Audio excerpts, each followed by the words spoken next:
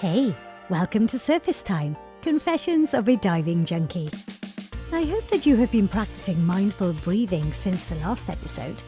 Even better, you have completed your Confidence Builder worksheet and got personalised guidance from Stephanie. Today, in episode 3, she will delve deeper into the topic of leadership. In particular, how scuba diving has impacted her leadership, attitude and style. Stay tuned to hear more.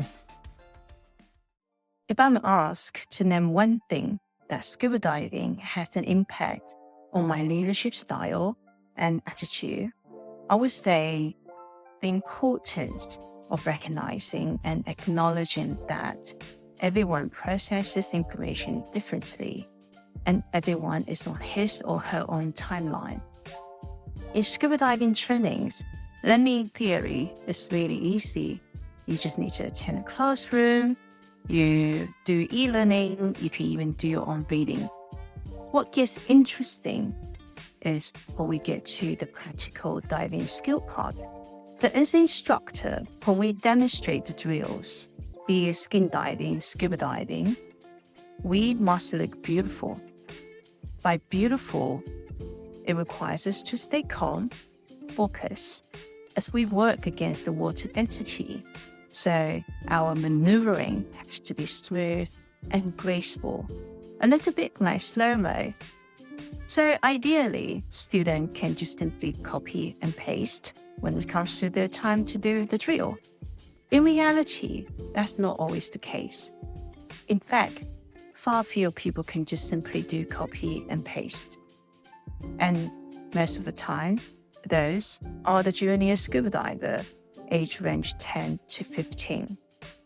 Others may struggle and find it really hard. Some may just require multiple practices. So giving you an example, mask clearing is a drill that everybody has to do. It requires you to take the mask off when you're underwater and put it back on while underwater, and then clear the water out of the mask by exhaling through your nose. Simple, right?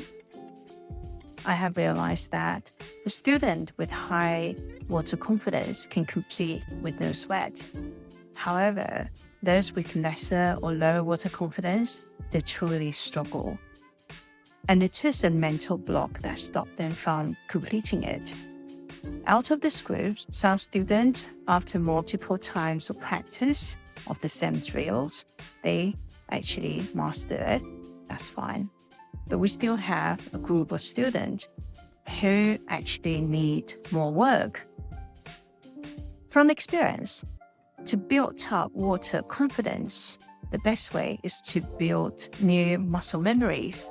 So instead of practicing the same drill like mask clearing as an example over and over and again, we shift to do different drills, smaller ones, with a view to build up muscle memory.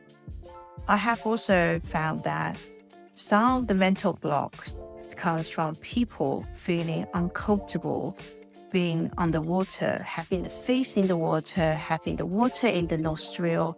It's just an unfamiliar sensation for the body.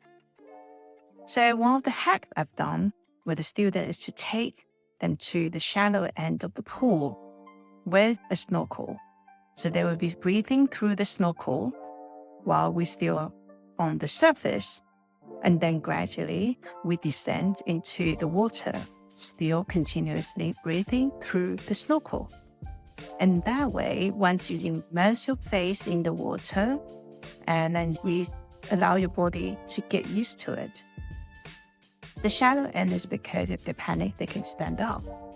And another hack we also have done is to half fill the mask with water so that you have water running in and out of the nostril and still breathing through the snorkel.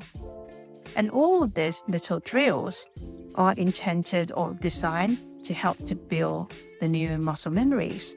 So once you've got the muscle memory anchored, all this mental block becomes irrelevant. So now I'm switching out my instructor hat with my senior leader hat. When I was back in the corporate as a legal counsel, part of my role involved training and developing talents in the team. Most of the time is on the job, technical and tactical. I communicate differently in accordance with the level of experience and confidence of each individual.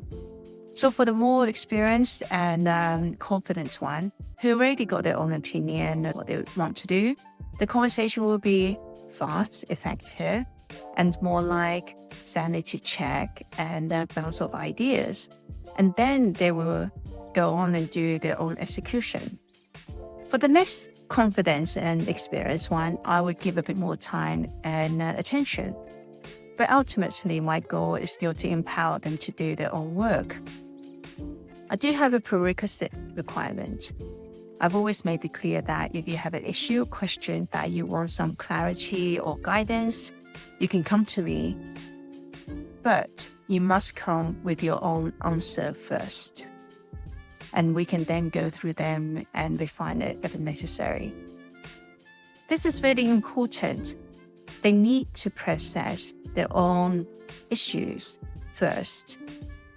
For one, they're intelligent enough to do their own thinking, and I would be doing a disservice to them if I did the thinking for them.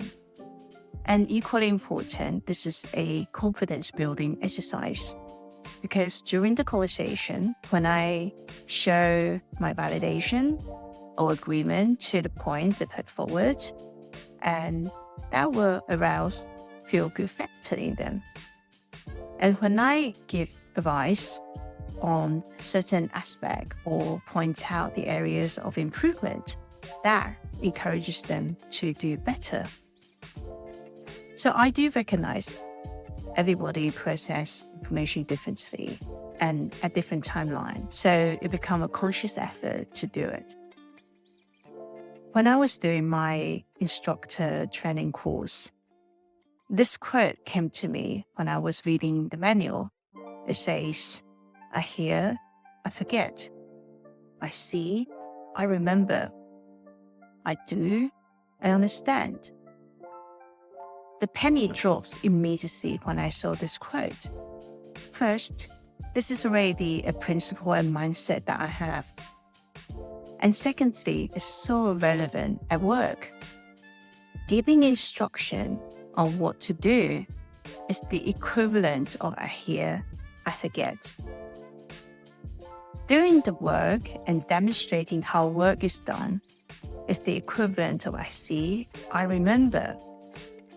However, both approaches do not create long-term impact.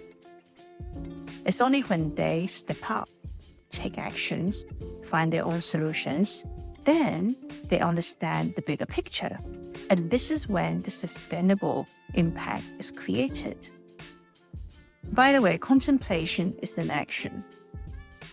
And if you're a parent, you will also find this principle is totally applicable to your interaction with your kid, especially if they're in teenagehood. It is still my pet peeves when people come to me with question and without their own answer first. It irritates me because this behavior implies that I am expected to do the thinking for them. Whilst I cannot expect people to behave in the same way with the same attitude as me, I can change my approach. So now, when people do that to me, they show up with questions but expect me to answer. I reply with a question. And in fact, this is what it takes to lead that person to do their own thinking. I have one which I find very effective, and I use it quite a lot. It goes like this. What is this that you're looking to achieve here? Like, what outcome have you in mind? If you are looking for ways to improve your effective communication and leadership skills, or you want to elevate the confidence level in your team, feel free to contact me for a 30-minute free consult. Well, yet another fascinating way of demonstrating how pursuing hobbies like scuba diving can help to shape all other aspects of your life. On the note of self-confidence, if you have not started yet, let's build some new muscle memories with the Confidence Builder worksheet. You can get it down below.